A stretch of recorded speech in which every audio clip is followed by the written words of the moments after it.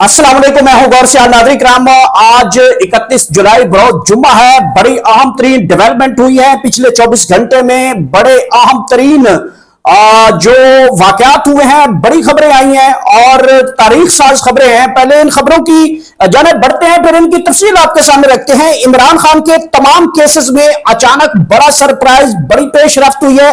बड़े अरसे बाद ये एक अच्छी खबर है जो आपको तफसील में बताएंगे जनाब।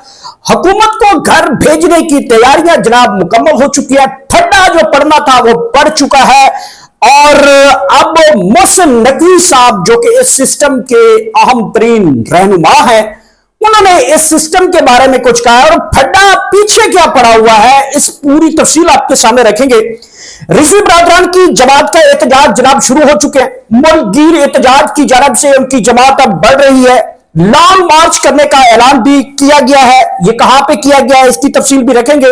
लॉन्ग मार्च को, रिजवी बरादरान के लॉन्ग मार्च को लीड कौन करेगा, यह बड़ा आम फैसला होने वाला है।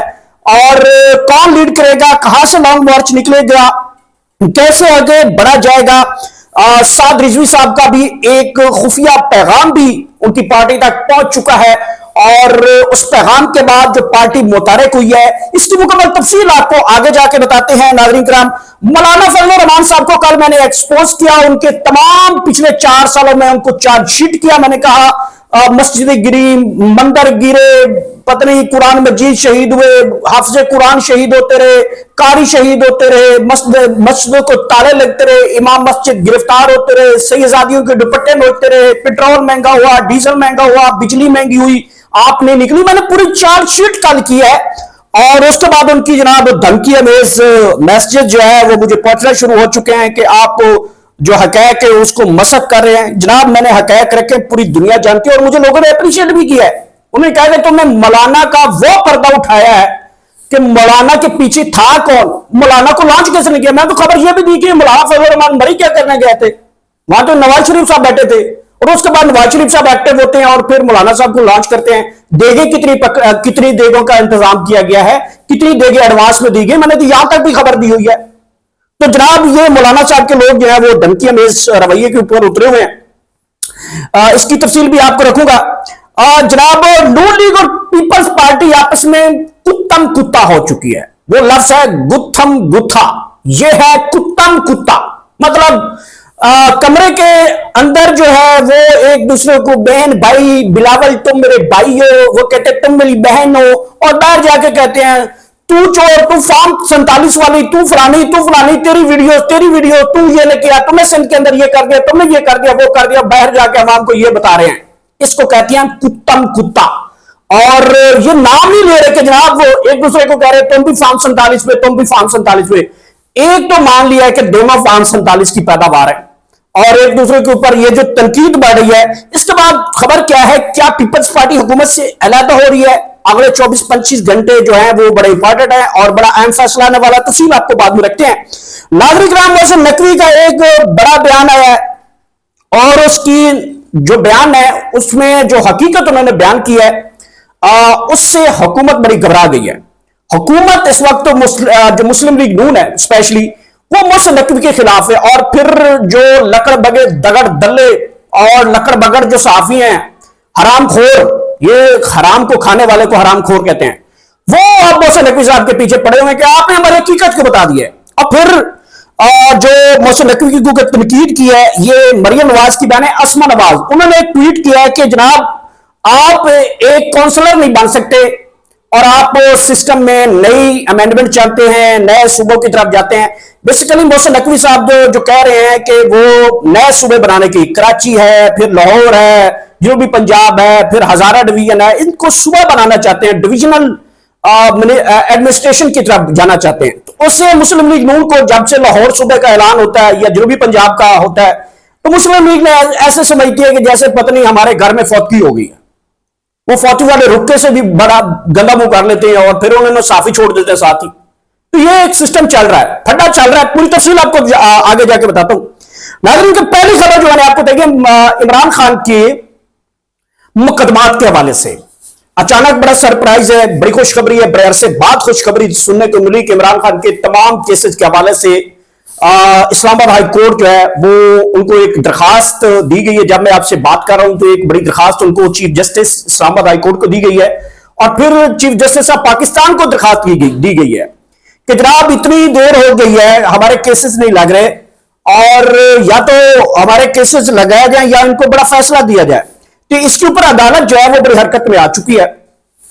कल मोहसिन नकवी साहब ने भी कहा कि बानी पाकिस्तान तहरीक इंसाफ का जो फैसले हैं वो ज़ाहिर बात है अदालतों ने करने हैं और इमरान खान से भी यही कहते हैं कि अदालतों ने करने हैं। अब अदालतों के अंदर जो चीज है वो मैं आपको बताने जा रहा हूं। पहले इमरान खान की दरखास्तें मुस्तरद होती थी, कोई भी दरखास्त आती थी इतराज लगाकर मुस्तरद कर दी जाती थी, कोई भी फैसला होता था उसको दबाकर रख लिया जाता था, कोई भी केस समाप्त के लिए होता था उसके लिए जज बीमार हो जाता था, जज अपना दरवाजा बंद कर लेता था, अदालत अपनी कुंडी लगा लेती थी। तो ये सिस्टम हम पिछले तकरीबन 3 सालों से देख रहे थे, लेकिन अब जो तब्दीली मैं अदालतों के अंदर देख रहा हूं खुसूसी तौर पर इस्लामाबाद हाई कोर्ट और सुप्रीम कोर्ट ऑफ पाकिस्तान और Lahore high court. Lahore high court ने तो बड़ा जो क्लियर है वो क्रिस्टल किया हुआ है कि इमरान खान के जो मुकदमात है उनको उनमें उनको जमानतें दी हुई हैं और बाकी जो कैदी हैं जो कोट लखपत के हैं या 9 मई के कैदी हैं उनमें लोगों को सजाएं दी हुई है। 9 मई के केसेस में इमरान खान साहब जो है वो बड़ी उलजिमा है और इससे क्या तसर पैदा हो रहा है। देखिए अब इमरान खान साहब के हवाले से जब केसेस लगेंगे तो उसमें से सबसे पहले जो रिहा होने वाले शख्स होंगे वो होंगे शाह महमूद कुरैशी। बातचीत काफी आगे बढ़ चुकी है इस हवाले से। परवेज इलाही जो कि सिस्टम के अंदर एक बहुत ही मुतहर्रिक चैप्टर हैं वो भी मुतहर्रिक हो चुके हैं और गुज़िश्ता दिन उन्होंने सुप्रीम कोर्ट ऑफ पाकिस्तान में आया, उन्होंने कहा कि अल्लाह का शुक्र है कि अब हमारे केसेस लग रहे हैं और हमें मेरिट पे इंसाफ मिल रहे हैं। और उनसे बात की गई कि इमरान खान की तहरीक के हवाले से आपका क्या ऐलान। उन्होंने कहा बिल्कुल तहरीक चलेगी तो केसेस लगेंगे और इंसाफ भी मिलेगा। और उन्होंने खुशखबरी भी ये बताई कि आइंदा चंद दिनों में आप देखिएगा इमरान खान साहब के हवाले से अच्छी खबरें आएंगी। तो बड़े अरसे बाद जनाब इस वक्त हाई कोर्ट से, सुप्रीम कोर्ट से, लाहौर हाई कोर्ट से, दीगर कोर्ट से, लोअर कोर्ट से, सेशन कोर्ट से अब इमरान खान के हवाले से जो है वो अच्छी खबरें आना शुरू हो चुकी हैं। नाज़रीन हुकूमत को घर भेजने की तैयारियां जो है वो अब फिर एक मरतबा सर उठाने लगी हैं। मोहसिन नकवी ने जो सिस्टम के अंदर सबसे बड़े अहम किरदार समझे जाते हैं उन्होंने हुकूमत की कारकर्दगी जो है वो बता दी। उन्होंने कहा तकरीबन जो सिस्टम जो है वो कोलैप्स हो चुका है और इस सिस्टम के सबसे ज्यादा जो जिम्मेदार है वो सियासतदान है, वो सियासी जमातें हैं। अब मोहसिन नकवी साहब जो है वो पहले तो किसी सियासी जमात का हिस्सा नहीं थे, जाहिर बात है वो मुस्लिम लीग नून के वोटों से जो है वो सीनेटर बने और फिर वजीर दाखिला बने और फिर जो है वो वजीर खारजा की पोस्ट भी समझे उन्हीं के पास है और सारे मामला जो है मुल्क की सूरत हाल जो है वो उन्हीं के पास है। शहबाज शरीफ बेचारा को कोई पूछता नहीं है, वो पेट्रोल की कीमतों के बारे में भी मोहसिन नकवी से राब्ता करते हैं कि जनाब वो क्या करना चाहिए। तो उन्होंने अब बताया कि ये जो सिस्टम बैठा हुआ है जो फार्म 47 का सिस्टम, बेसिकली उन्होंने पूरे सिस्टम की बात ये नहीं की, उन्होंने कहा फार्म 47 के हवाले से उन्होंने बात की। उन्होंने फार्म 47 वाले जो लोग हैं ये मुल्क नहीं चला सकते, इनकी बस की बात नहीं है और कर्जों पे कर्जे जो है वो मांगे जा रहे हैं, कभी सऊदी अरेबिया से मांगे जा रहे हैं और कभी अमेरिका से मांगे जा रहे हैं कि इन कर्जों से पाकिस्तान की अगर उम्मीद लगाकर पाकिस्तान को चलाना है, 25 करोड़ आवाम को चलाना और उनके हकूक गसब करके बैठना है, उनके जो है उनको आइन और इंसाफ से महरूम करके बैठना है, तो फिर 25 करोड़ आवाम भी इनके साथ नहीं खड़ी होगी। उन्होंने बड़ी अच्छी बातें की है। उन्होंने कहा कि सिस्टम कोलैप्स हो चुका है, नए सिस्टम की तरफ जाना चाहिए और उसके बाद मुस्लिम लीग नून उनके खिलाफ हो जाती है और जनाब अभी तक उनके पीछे पड़ी हुई है। अगली खबर जनाब, रिजवी बरादरान की जमात के एहतजाज जो है वो शुरू हो चुके हैं। लॉन्ग मार्च का ऐलान कर दिया गया है। लॉन्ग मार्च कौन लीड करेगा? साद रिजवी का एक खुफिया पैगाम, उसके बाद कारकुनान मुतहर्रिक और लीडरशिप जो है जो बिलों में खुशी हुई थी, जिन्होंने मायूस कर दिया था इस जमात को, वो अब बाहर आना शुरू हो चुके हैं। देखिए रिजवी बरादरान जो है वो बड़े शानदार किस्म के लोग हैं। उनको जब भी मार पड़ी और जब भी उनकी लीडरशिप ने उनको काल दी वो दोबारा निकलते हैं और उससे भी ज्यादा तादाद में निकलते हैं और उससे भी ज्यादा कमिटमेंट करके निकले। लास्ट टाइम आपको याद होगा जब सानिया मुरीद हुआ था तो रिजवी बरादरान की जानब से ये ऐलान किए गए कि हालात खराब हैं, हम यहां बैठ चुके हैं, जिसने घर जाना वो चले जाएं, हम आगे शायद ना जाएं। उन्होंने कहा कि यहां पे गोली भी चल सकती है, यहां पे रॉकेट लॉन्चर भी चल सकते हैं, यहां पे मिसाइल भी चल सकते हैं, यहां पे खून खराबा हो सकता है, यहां पे लोग मारे जा सकते हैं, तो जिन लोगों ने जाना है वो चले जाएं, हम उनके बड़े मशकूर हैं, शुक्रगुजार हैं। इस कमिटमेंट के बावजूद भी लोग वहां पे खड़े रहे इस ऐलान के बाद कोई भी कारकुन अपने घर को नहीं लौटा था। उन्होंने कहा था कि लब्बैक या रसूलल्लाह, हम आपके साथ खड़े हैं, हमें शहादतें देनी पड़े हम देंगे, हमें खून देना पड़ा हम देंगे। और उसके बाद तकरीबन 4 घंटे बाद यह ऑपरेशन शुरू हुआ था और वहां पे 1000 बंदा करीब मारा गया, शहीद किया गया। तो उनके मैं लोगों को दाद देता हूं, बड़े जानदार लोग हैं, बड़े बहादुर दिलेर लोग हैं और बड़े समझदार लोग हैं। इस जमहूरी सिस्टम में उनका एक बड़ा रोल है। मैंने 8 फरवरी 2024 का इलेक्शन पूरे पाकिस्तान के मुख्तलिफ सर्वेस किए थे, कराची से लेकर कश्मीर तक। आपने मेरे सर्वेस देखे होंगे। मैंने जगह जगह पे जहां पे सर्वेस किए, मुझे पाकिस्तान तरीके इंसाफ पहले नंबर पे दिखाई दे रही थी। 90% मैंने तब भी बोला था कि 90% लोग जो है वो पाकिस्तान तरीके इंसाफ के साथ जुड़े हैं। और सर्वेस में मैंने आपको दूसरे नंबर पे जो मेरे सर्वेस पड़े हैं, आप जाके देखेंगे तो आपको मिल जाएंगे। तो दूसरे नंबर की जमात मैंने रिजवी बिरादरान को करार दिया और उनकी जमात का इंतखाबी शाम तब करेम था जो उसके अब छीन लिया गया है। तो लोग उनको बड़ी तादाद में वोट दे रहे थे। फिर 8 फरवरी 2024 के इलेक्शन के जब रिजल्ट आए, तो जब फॉर्म 45 मैंने देखे, जिन जिन हल्कों में मैंने सर्वेस किए थे, कराची से, सिंध से, अंदरूनी सिंध से, जनूबी पंजाब से, सेंट्रल पंजाब से, शुमाली पंजाब से, जनूबी पंजाब से, लाहौर से, फैसलाबाद, मुल्तान डिवीजनों से, फिर रावलपिंडी डिवीजन से, केपीके से, और फिर इसी तरह बलोचिस्तान में 1-2 जगह मकामात पे हमने किए थे सर्वेस। जो फॉर्म 47 और सॉरी फॉर्म 45 मैंने देखा था, उसके ऊपर पाकिस्तान तरीके इंसाफ जो मैंने सर्वे किया था 90% वोट लिए। और जो मेरे सर्वेस थे उसमें फॉर्म 45 के मुताबिक 8 फरवरी के इलेक्शन में दूसरे नंबर की जमात फॉर्म 45 के ऊपर थी, वो करेम पार्टी थी। तो इतनी बड़ी तादाद में लोग उनकी पार्टी ज्वाइन कर चुके हैं। इतने तो मौलाना फजल रहमान को पता नहीं 200 साल वो अपनी तरीक बताते हैं। अपने आबाओ अजदाद भी हमारे, हमने ये कुर्बानियां दी, हमने ये जमात रखी, उनके 200 साल भी पुरानी जाके जमात बनती है, उससे भी ज्यादा वोट ले गए। और जनाब बड़े कमिटेड लोग हैं, बड़े शानदार किस्म के लोग हैं, बड़े बहादुर लोग हैं। तो उनकी जानब से अब मुल्क में मुख्तलिफ जगहों के ऊपर एहतजाज की तैयारियां शुरू की गई हैं। 4 सदा केपीके के अंदर कारकुनान की जानब से जो है वो एहतजाज कि जो है वो मस्जिदों में, उनके मदरसों में जो है वो ऐलानात किए गए हैं, कारकुनान को मोबिलाइज किया जा रहा है और उनका सोशल मीडिया जो है वो भी एक्टिव है। व्हाट्सएप ग्रुप के जरिए जो है कारकुनान तक मैसेज पहुंचाए जा रहे हैं कि तैयार हो जाएं, एक बड़ी कॉल की तरफ हम जा रहे हैं। अब ये बड़ी कॉल कब देंगे? मैंने आपको हिंट से बताए थे कि अगस्त के एंड में, सितंबर के स्टार्ट में ये जमात आपको सड़कों के ऊपर नजर आएगी और इतनी तादाद होगी कि मैं कहता हूं कि तमाम तर रिकॉर्ड टूट जाएंगे। एक पैगाम भी इनकी जमात को मसूल हुआ है। वो पैगाम ये था कि वो साद रिजवी की जानब से एक पैगाम दिया गया है। उस पैगाम में कहा गया है कि तमाम लोग जो हैं वो अब मुतहरिक हो जाएं और एक बड़े काल की तरफ बढ़े।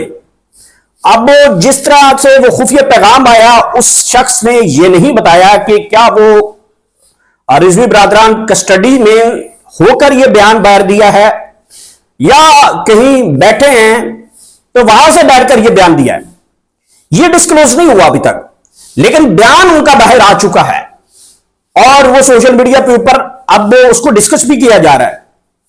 अब उनका सोशल मीडिया एक्टिव भी हो गया है। तकरीबन मैंने 6 माह उनका सोशल मीडिया जो है वो डीएक्टिव देखा और लोग मैसेज करते थे, कमेंट करते थे, किसी की वीडियो के ऊपर लोग उठा लेते थे, जाके लोग गिरफ्तार कर लेते थे, लोग दुकान जाके बंद कर लेते थे, लोग किसी की भैंसें, डेरा डारी वो उठा लेते थे। सारे घर वालों को तंग किया जाता था, उसके रिश्तेदारों को तंग कर लिया जाता था। ये तमाम तरह मुसीबतें उन्होंने झेली हैं और अब वो दोबारा एक्टिव हो रहे हैं। लॉन्ग मार्च लीड कौन करेगा? लॉन्ग मार्च लीड के हवाले से जो मेरे पास एक खबर है वो ये है कि रिजवी बिरादरान की एक फैमिली मेंबर होंगे। वो फैमिली अब वो बाहर आना चाहती है। जाहिर बात है, जिस तरीके इमरान खान की बहनें, फैमिली खानदान अब सड़कों के ऊपर आ चुका है, इसी तरीके से मैं देख रहा हूं कि रिजवी बिरादरान का कोई फैमिली मेंबर जो है वो अब सड़कों की तरफ आता हुआ दिखाई दे रहा है मुझे। और जिस दिन कोई फैमिली मेंबर में से कोई फैमिली बाहर निकल आई, याद रखना कि रिजवी बिरादरान से भी सख्त किस्म के वो लोग बन जाएंगे और इस हुकूमत को घर भेजने और इनकी दुर्गत बनाकर घर भेजेंगे। ये याद रख लें, ये बहुत बड़े जज्बाती और शानदार किस्म के लोग हैं और वो अपने वक्फ से पीछे नहीं हटेंगे। अगर उन्होंने कह दिया कि हमने जाना तो फिर जाएंगे, ये रास्ता नहीं बैठेंगे। और जब तक फिर जिस तरीके से पाकिस्तान तरीके इंसाफ कर रही है कि इमरान खान का इलाज करवाया जाए, जेल से बाहर निकाला जाए, कुछ भी किया जाए, इनका मौकफ ये होगा कि रिजवी बिरादरान को सामने लाया जाए। अगर हमारा लॉन्ग मार्च रोकना है तो रिजवी बिरादरान को सामने लाओ। अगर वो कहते हैं हमें रोकें तो हम रुक जाएंगे, अदरवाइज ये काफिले जो होंगे ये नहीं रुकेंगे। और मैं खबर दे के जा रहा हूं जनाब कि रिजवी बिरादरान की लीड जो करने वाला है वो उनके फैमिली मेंबर होगा। तो ये जनाब रिजवी बिरादरान की जमात के हवाले से खबर थी। मौलाना फजल रहमान को मैंने एक्सपोज किया जनाब, कल मैंने आपको देखा ही है कि मौलाना साहब को मैंने चार्जशीट किया कि मस्जिदें शहीद होती रही, कुरान शहीद होता रहा, आइन का हुलिया बिगाड़ते रहे, पार्लियामेंट कमजोर होता रहा, इलेक्शन चोरी हो गया, तरमीमें पास होती रही और पेट्रोल महंगा होता रहा, डीजल महंगा होता रहा, गैस महंगी होती रही, बिजली महंगी होती रही, इस कौम के ऊपर जुल्म सितम ढाते रहे, गोलियां चलती रही, हाफिज़े कुरान शहीद होते रहे, मौलाना नहीं निकला। मैंने कल एक्सपोज किया, मैंने कहा कि आप जो देगें पकी थी मरी में मौलाना मियां नवाज शरीफ साहब की, आप वहां पे क्या करने गए थे? 3-4 लोग थे ना, आप भी वहां पहुंच गए थे और फिर देगों का सौदा भी आपने किया, कितनी देगे एडवांस में, उतनी देगे बाद में। मैंने इतना भी आपको कह दिया था कि डार फैमिली का केस जो इतना मजबूत केस हो गया था कि इसाक डार के जो है वो इस्तीफे का मुतालबा कर दिया गया था। फैसल वाडा जैसे शख्स ने उससे इस्तीफे का मुतालबा किया और फिर हुकूमत की फाइलें खुलने जा रही थी, करप्शन फाइलें खुलने जा रही थी, सुथरा पंजाब की फाइलें खुलने जा रही थी। फिर जनाब वो लंदन वाले एक सूबाई वजीर ने कोई फ्लैट करप्शन से खरीदे हैं, वो फाइलें खुलने जा रही थी। इसके अलावा 28वीं ये छोड़ने जा रहा था, हुकूमत को घर भेजने की 1-2 महीने की मुद्दत रह गई थी, तो मौलाना फजल रहमान साहब को लॉन्च किया गया इस हुकूमत को बचाने के लिए। तो वो मैंने जब से एक्सपोज किया जनाब, उनके रहनुमा, उनके कारकुनान मेरे पीछे पड़े हुए धमकियां लगा रहे हैं जनाब, आप तो हमारे हकैक को जनाब जुटला रहे हैं। भाई जुटला रहा हूं तो आपके सामने है, मुझे बता दें आप डीजल महंगा हुआ है, आप कहीं निकले तो मुझे वो वीडियो दिखा दें, कोई भी एक लॉन्ग मार्च दिखा दें। आप अगर जनाब तेल महंगा हुआ है, डीजल महंगा हुआ है, पेट्रोल महंगा हुआ है, बिजली महंगी हुई है, महंगाई हुई है, गोलियां चली हैं, कुरान शहीद होते रहे हैं, मदरसे गिराए गए हैं, मस्जिदें गिराए गए हैं, मदरसों को ताले लगे हैं, मौलवियों को गिरफ्तार किया जाता रहा है, इमाम मस्जिदों को मस्जिद से गिरफ्तार किया जाता रहा है। इस हुकूमत ने इस मुल्क की सैयदादियों के दुपट्टे नोचे हैं, तो तब आप कहां निकले? मुझे एक भी विजुअल दिखा देना।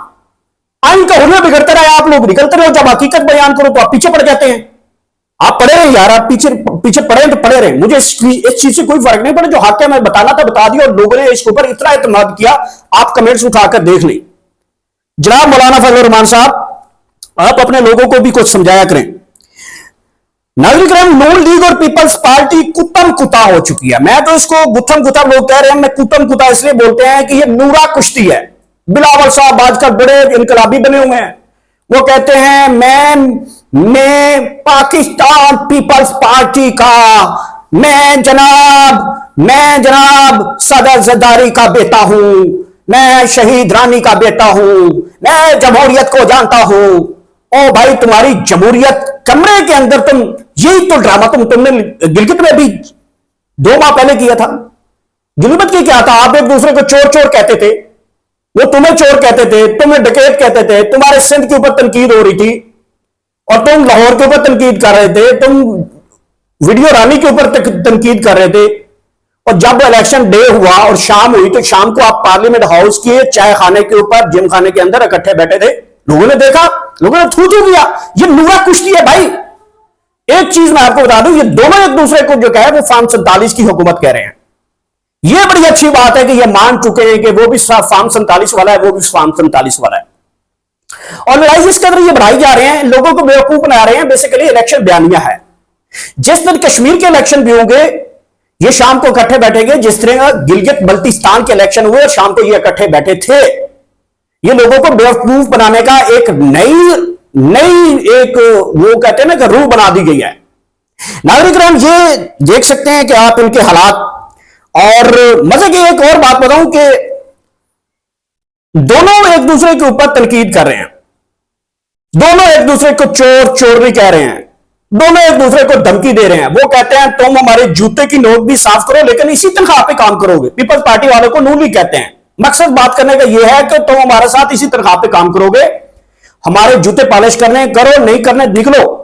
पीपल्स पार्टी वाले भी धमकी लगाते हैं कि हम आपसे निकल जाएंगे तो आपकी हुकूमत के खिलाफ हो जाएंगे। वरना दोनों नहीं इकट्ठे सलील है, लेकिन दोनों एक दूसरे को फॉर्म 47 वाला करार दे रहे हैं, लेकिन नाम नहीं लेते कि इनको फॉर्म 47 किसने दिया है। ये जुर्रत दोनों में नहीं है।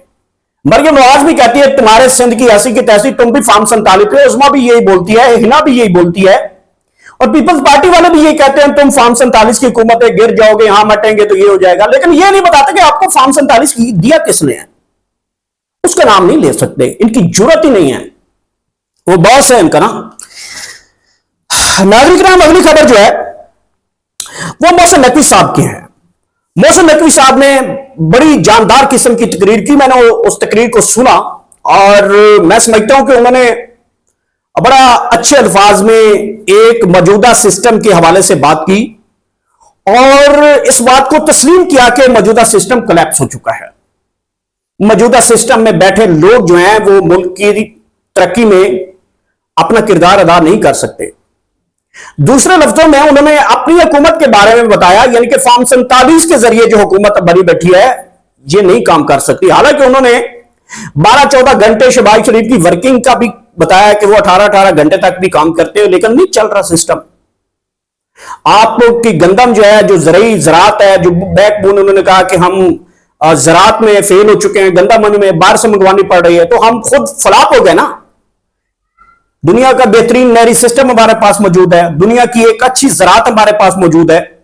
तो उन्होंने कहा कि ये जो सिस्टम है ये इस सिस्टम कोलैप्स हो चुका है और उन्होंने कुछ मशावरत दी। उन्होंने मशावरत दी कि नए सूबों को ढांचे बनाए जाएं, नए सूबों की यूनिट बनाए जाएं और एडमिनिस्ट्रेशन जो है उसमें इजाफा किया जाए। और उसके बाद होता क्या है, मुस्लिम लीग नून के टाउट दगड़ दल्ले जो साफी हैं वो मोहसिन नकवी साहब के पीछे पड़ जाते हैं। मैंने आपको पहले ही बताया था कि जब जब मोहसिन नकवी साहब कोई अच्छा काम करेंगे, लोगों को सच बताने की कोशिश करेंगे, ये कुछ हरामखोर हरामजादे साफी भी मैं इनको बोलता हूं बाज़ औक़ात, ये इनके पीछे पड़ जाते हैं। वो उनके पीछे इसलिए पड़ते हैं क्योंकि वो टाउट्स हैं मुस्लिम लीग नून के, कई टाउट्स हैं। मैं रात को देख रहा था कई टाउट्स ने मोहसिन नकवी को गद्दार भी कहना शुरू कर दिया है, किसी ने क्या कहना शुरू कर दिया है, किसी ने कहा तुम ऐसे करते रहे हो, तुम भी ऐसे हो, तुम भी ऐसे हो। इस दौरान मैंने एक ट्वीट भी देखा है मरियम नवाज की बहन अस्मा नवाज का। अस्मा नवाज ने नाम तो नहीं लिया, लेकिन उन्होंने कहा कि तुम भी एक काउंसलर नहीं बन सकते, आप नए सूबों की बात करते हैं। अब बात यहां तक पहुंची है। अब मोहसिन नकवी साहब इसके ऊपर अगर कोई एक्शन लें तो मेरी समझ में नहीं आता कि उनका एक एक्शन जो है इस हुकूमत को बड़ा भारी पड़ सकता है। लेकिन वो इस किस्म के इंसान नहीं है, वो बड़े समझदार इंसान हैं। उनको पता है कहां पे मैंने क्या करना है, कैसे करना है, कब करना है, क्यों करना है। वो अपने लेवल पर बैठे हैं और उसमें अस्मा नवाज साहब ये भी करवाती हैं कि अगर हम आपको वोट ना देते तो आप वो शायद सेनेटर ना बनते। मैंने ये स्क्रीनशॉट साथ भी अटैच किया। अस्मा नवाज साहबा जो कि मरियम नवाज की बहन है। तो मोहसिन नकवी के पीछे मुस्लिम लीग नून आज नहीं कई दिनों से पड़ी हुई है। मैंने पहले भी खबर दी थी, मुस्लिम लीग नून जो है वो मोहसिन नकवी से फड्डा करना चाहती है और ये फड्डा उस वक्त शुरू हुआ था जब काबीना के अंदर तब्दीलियों का ऐलान किया गया था और ऐसा कहा जा रहा था, र्यूमर्स थे कुछ, कि मोहसिन नकवी साहब को वजीर खारजा का कलमदान दिया जाएगा। यह फटा उस वक्त से शुरू हो चुका हुआ था। अब मोहसिन नकवी साहब जो हैं उन्होंने चीजें एक्सपोज करना शुरू कर दी हैं। उन्होंने कहा ये 12-18-14 घंटे जो काम है ना, इससे करने से पाकिस्तान नहीं तरक्की कर रहा। तमाम डिपार्टमेंट्स जो है वो कोलैप्स हो चुके हैं। उन्होंने कहा कि मुल्क सिर्फ सियासी जमातों का नहीं है, इसमें और बड़े जो है एडमिनिस्ट्रेशन के लोग हैं जो इस मुल्क को चलाने में अपना रोल अदा कर रहे हैं, सिर्फ सियासी जमातें नहीं कर रही। उन्होंने यह भी कहा कि जनाब मुझे पता है मेरे ऊपर तनकीद की जाएगी, लेकिन यह सच है कि सिस्टम जो है वो कोलैप्स हो चुका है। जैसे ये सिस्टम की कोलैप्स की बारी आई, मुस्लिम लीग नून के तमाम साफी तमाम वो लोग जो मुस्लिम लीग नून के साफी समझे जाते हैं, उन्होंने मोहसिन नकवी को कहा आप सिस्टम से अलग हो जाएंगे, सिस्टम चल पड़ेगा। तो यह अंदाजा यहां से लगाया जा सकता है कि मोहसिन नकवी, मैं समझता हूं जिस तरीके से उन्होंने ईरान अमेरिका के जंग में जिस तरीके का उन्होंने किरदार अदा किया, मेरे ख्याल में दुनिया में कोई शख्स ऐसा नहीं होगा जो ये कर सकता था, वो मोहसिन नकवी थे। मैं एक क्रेडिट जरूर देता हूं कि इंटरनेशनल लेवल पे पाकिस्तान को जो लेवल इस दौरान मिला वो शायद दुनिया के किसी शख्स से नहीं मिला।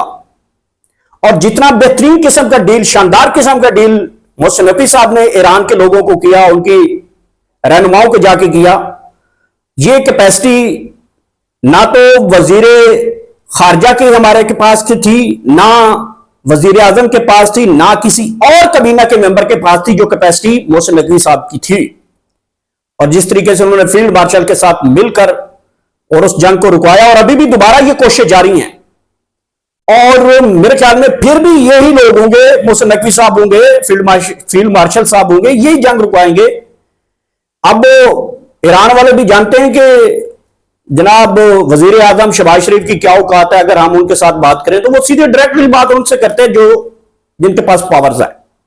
तो जनाब मोहसिन नकवी साहब ने हकीकत बताई है और नए सूबों के हवाले से उन्होंने बयान दिया है। उसके बाद जो मिर्चें लगी हुई है मुस्लिम लीग नून को, वो बरनौल तलाश कर रहे हैं। मेडिकल स्टोर्स के ऊपर बरनौल की जो है वो कमी हो चुकी है और वो ढूंढ रहे हैं कि जनाब ऐसा क्यों हो गया, लाहौर को सूबा क्यों बनाने जा रहे हैं, जनूबी पंजाब को सूबा क्यों बनाया जा रहा है, कराची को सूबा क्यों बनाया जा रहा है, हरिपुर हजारा डिवीजन को क्यों सूबा बनाया जा रहा है।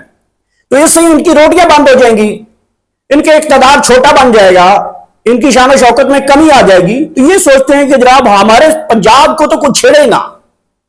वहां तकरीबन 40 के करीब जो है इजलास बन चुके हैं और मैडम रानी वीडियो लिंक में बैठी है, घर में बैठी है और वो सारे सूबे चला रही है, टिकटॉक के जरिए चला रही है। टिकटॉक से नहीं होता, आप अमली काम करके दिखाएं। कोई एक अमली काम आपने अभी तक किया हो, तमाम तर जितने अमली काम किए हैं वो उसकी लिस्ट उठाकर देख लें, सारे के सारे कॉपी किए हुए। कई तख्तियां जो तब्दील करने के लिए वहां पे फोटो सेशन होता है, टिकटॉक के अलावा इनका काम नहीं है। वो मैंने बताया ही था कि 30 लड़की इन्होंने हायर की हुई हैं, वो गरीब खानदान की हैं जिनमें 40-50 हजार तनख्वाह मिलती है। वो 40-50 खवातीन हर इवेंट में पहुंच जाती हैं। उन्होंने सिर्फ काम ये करना होता है, उन्होंने यूनिफॉर्म स्टूडेंट्स की पहननी होती है और उन्होंने बैग भी रखा होता है और शो ऑफ करवाना होता है कि वो स्टूडेंट है। और उन्होंने जाके मरियम के नारे लगाने होते हैं और वो कहती हैं कि मरियम आप जैसा कोई नहीं, आप हमारी माँ हो, आप हमारे साथ शफकत हो। फिर मरियम उनको गले शले मिलती है और फिर टिकटॉक बनाती है। ये 30 लड़कियां मेरे ख्याल में वो इन्होंने हायर कर रखी हैं, उनको तनख्वाह बाकायदा तौर पर पंजाब हुकूमत पे करती है। तो नागरिक हकीकत अगर मोहसिन नकवी साहब ने बताई तो बुरी बात क्या है। आप इसलाह करें, अब आप 14-14, 15-15 घंटे, 20-20 घंटे काम करके देख लिया, आपसे जो है वो सिस्टम नहीं चल रहा, तो अगले ने बता दिया कि सिस्टम नहीं चल रहा, आपसे सिस्टम नहीं चल रहा। तो उन्होंने आगे सजेशन भी दिए हैं कि पंजाब को जनाब नए सूबों की जरूरत है, सिंध को नए सूबों की जरूरत है, एडमिनिस्ट्रेशन की जरूरत है। तो इससे डेवलप होगा। ये एक अच्छा साइन है कि अगर एक जिला बहुत बड़ा होता है, उसको जब बजट मिलता है तो वो बजट पूरे जिले में और चंद एक हिस्सों पे जाके वो तकसीम हो जाता है, पूरी आबादी पे जाके वो तकसीम भी नहीं होता। जब नए सूबे बनेंगे तो एक नया पैकेज उनके लिए आएगा, तो इससे एडमिनिस्ट्रेशन में भी जी और तरक्की में एक अच्छी मिसाल बन सकती है। मैं इसके हामी हूं, नए सूबे बनने चाहिए और इसमें मेरे ख्याल में तमाम लोग हामी रखते होंगे कि नए सूबे बनेंगे, उनको जॉब अपॉर्चुनिटीज मिलेंगी, तमाम चीजें जो है वो डेवलप होंगी। और फॉरेन कंट्री उठा लें, इतने बड़े बड़े सूबे किसी के नहीं है जितने हमारे बड़े बड़े सूबे हैं। तो ये नाज़रीन किराम थी अहम तरीन डेवलपमेंट जो मैंने आप तक पहुंचाई। मेरे चैनल का खास ख्याल रखिएगा। आखिर में अल्लाह पाक आप सबको इतनी ज्यादा खुशी दुआ की खुशियां तकसीम कर सकें। Thank you so much.